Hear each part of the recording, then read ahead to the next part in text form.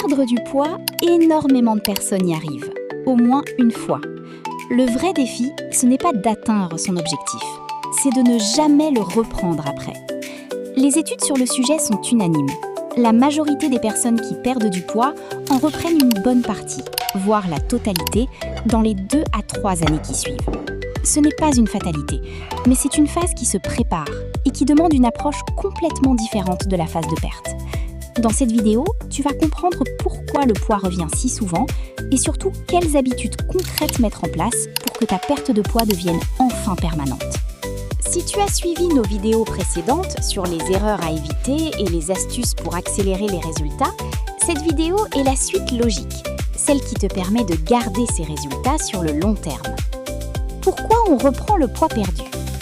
Il y a plusieurs raisons à ce phénomène, et la première est biologique. Quand tu perds du poids, ton corps ralentit naturellement son métabolisme pour économiser de l'énergie, un mécanisme de survie hérité de nos ancêtres qui devaient faire face à des périodes de disette. En clair, plus tu maigris, moins ton corps brûle de calories au repos, ce qui rend le maintien plus difficile qu'on l'imagine. La deuxième raison est comportementale. Beaucoup de personnes considèrent la perte de poids comme une parenthèse, une période temporaire de restriction, avec l'idée inconsciente qu'une fois l'objectif atteint, elles pourront revenir à la normale. Le problème, c'est que si cette normale est celle qui a mené à la prise de poids initiale, il est logique et presque inévitable que le poids revienne aussi. Comprendre ces deux mécanismes change complètement la façon d'aborder le maintien.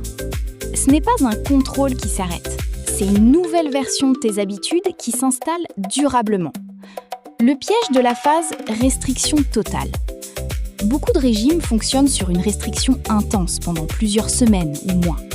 Suppression de catégories entières d'aliments, calories très basses, plan alimentaire rigide. Ces méthodes donnent souvent des résultats rapides et visibles, ce qui les rend attractives. Le problème, c'est que ce type de restriction n'est pas tenable indéfiniment, ni physiquement ni mentalement. Dès que la motivation initiale s'essouffle, ou dès que l'objectif est atteint, la tentation de tout relâcher d'un coup devient énorme, précisément parce que la privation a été trop intense, trop longtemps. C'est l'effet ressort. Plus tu tires fort sur un élastique, plus il revient violemment en arrière quand tu le lâches. La vraie question à te poser, avant même de commencer une méthode, n'est donc pas « est-ce que je peux tenir ça 2 mois ?», mais « est-ce que je pourrais vivre avec ces habitudes pendant les 5 prochaines années ?»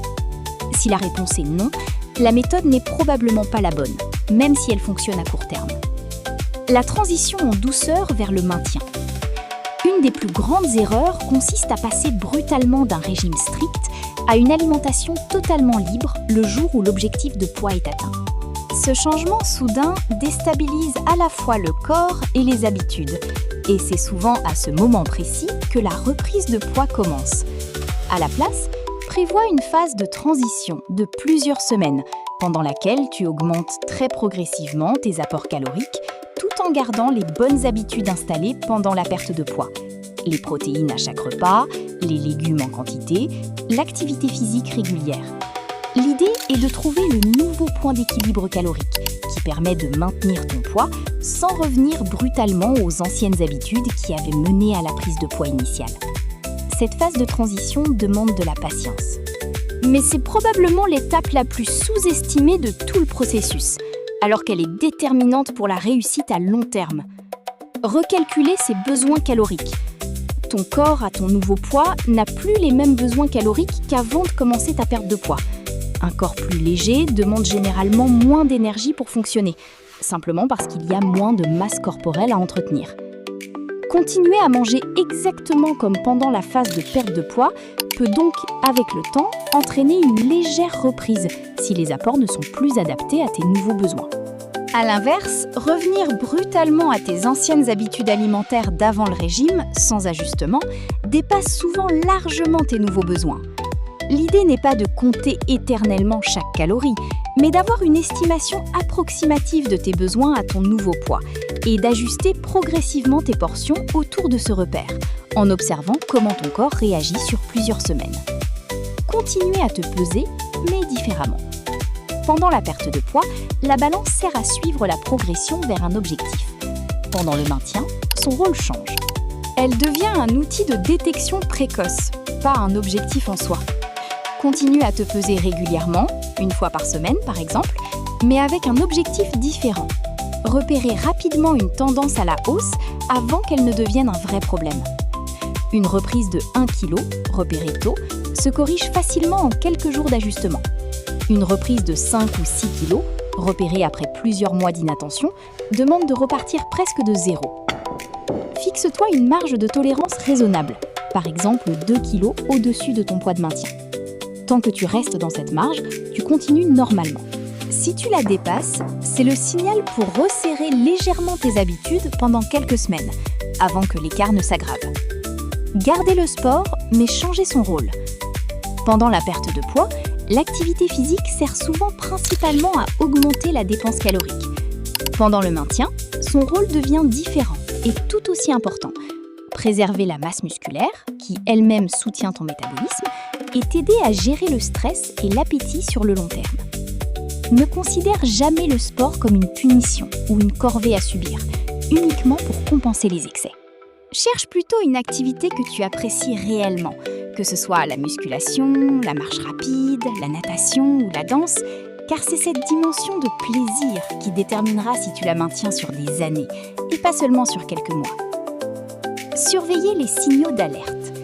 Certains signes annoncent souvent une reprise de poids, avant même que la balance ne bouge vraiment.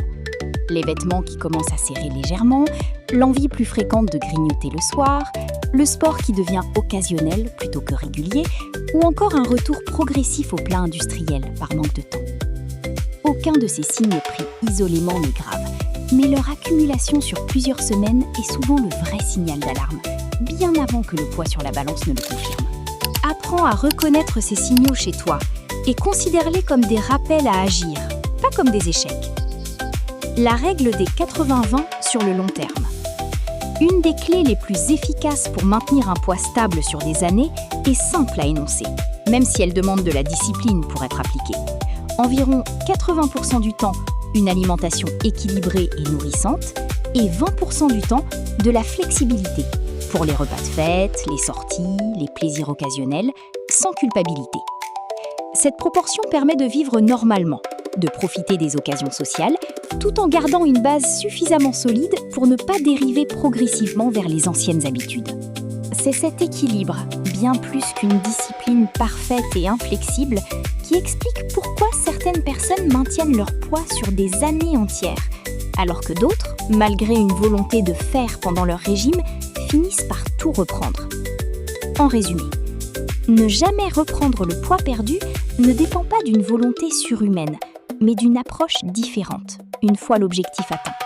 Une transition progressive, plutôt que brutale, des besoins caloriques recalculés, une balance utilisée comme outil de détection précoce, une activité physique maintenue pour de bonnes raisons, une vigilance sur les signaux d'alerte et une flexibilité raisonnable qui permet de tenir sur le long terme.